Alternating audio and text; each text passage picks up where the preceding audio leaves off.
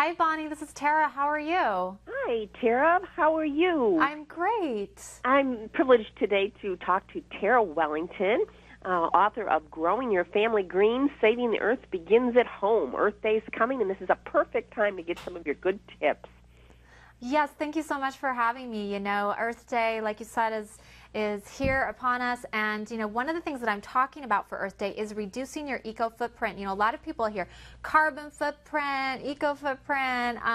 You know, your eco footprint is everything. It's what it takes to keep your life going on a daily basis, including your waste. Carbon footprint is just a slice of that with your burning of fossil fuels for your cars and electricity. And we're using 50% more than we should from the planet, so we want to reduce.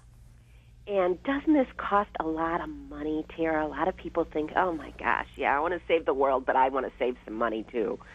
You know, once upon a time that was the case, but you know, things are changing, and I'm here on behalf of several companies that I'll talk about today, and one of them is in eco-friendly product packaging, and I can give you two examples where it's just a matter of choice now because it's not going to cost you any more. One of them is look for new technologies like plastic made from responsibly grown plant materials. A great example of this is the first nationally distributed beverage bottles, partly made from sugar cane, from Coca-Cola. They have their plant bottles. You can look for the green caps on their Dasani and Odwalla beverage bottles. And this is because they're going to transition all their beverages to these plant-based materials. They're also 100% recyclable, so that's great too. The second trend that we're seeing in this category is less packaging so that you can reduce your waste.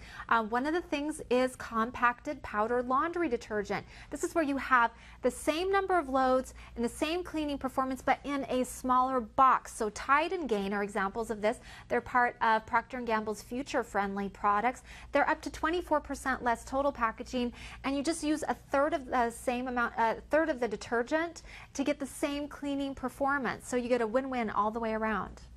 And how do you get your family involved? It's not just up to the woman of the house.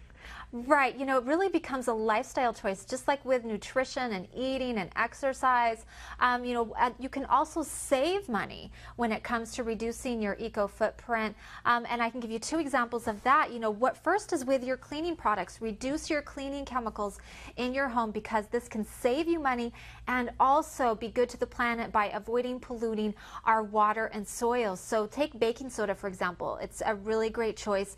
It's safe and natural, plus it's cheap. You know, Arm & Hammer's baking powder, for example, baking soda, is just $1 a box. And with baking soda, you can do countless cleaning jobs, like removing scuff marks from tile, and maybe even, you know, a crazy thing is like with beauty treatments, exfoliating your skin. And then finally, choose recycled paper products. You know, up to 98% of the paper products that we purchase, like your bath tissue and your paper towels, are made from what I call freshly killed trees. And so we want to choose recycled whenever possible, and this would be, you know, products that are made from your junk mail and your magazines because it reduces your forest footprint. A budget-friendly example of this is Markel's Smart Steps paper products. They're 100% recycled, and they typically cost less than and work just as well as other brands that aren't recycled.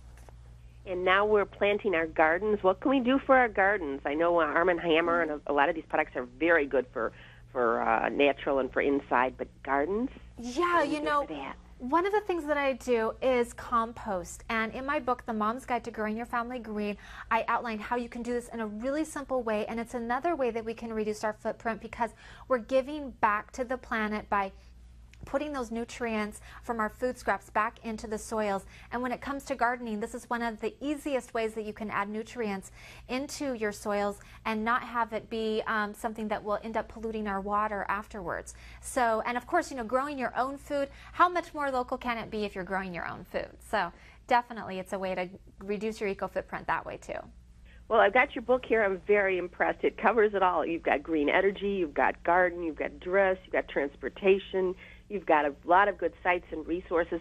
I just want to ask a Chicago question because we're into this green transportation and saving energy. Could you speak to that just a little bit for Chicago?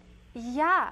You know, I'm actually from Chicago. I went to Adlai Stevenson High School. Ah, okay. I love Chicago, and yes, you have so many green initiatives going on there. I'm so proud of my home city. But yeah, one of the simple things that you can do is avoid idling your car. If you've been idling your car for 30 seconds, it's going to cost you more to keep it idling than if you were to restart it. Also encourage, busing is really big, or at least it was when I was there in Chicago.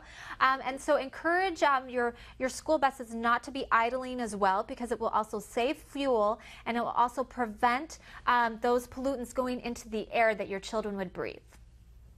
Okay, so we've got to be just more aware, and I know if we do our research, we can save a lot of money while going green. If we've got your book, these are really good tips. And Terra, I thank you so much. I think this is possible now that I've got this book. Great. Thank you so much.